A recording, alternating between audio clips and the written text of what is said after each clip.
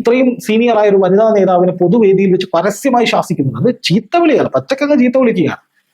അതിന് പിന്നാലെ ഈ തമിഴിസൈ സൗന്ദരരാജനെതിരെ BJPക്ക് ഉള്ളിലുള്ള പലരും സോഷ്യൽ മീഡിയയിൽ പോസ്റ്റ് ഇടുന്നു.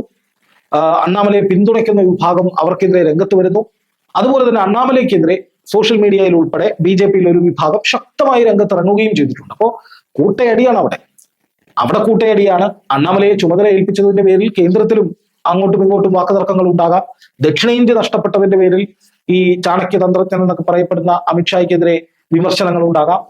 അതുപോലെ കേവല ഭൂരിപക്ഷം കിട്ടാത്തതിൽ BJP മൊത്തത്തിൽ അസ്വാരസ്യത്തിലാണ്, അതൃപ്തരാണ്, അസംതൃപ്തരാണ്.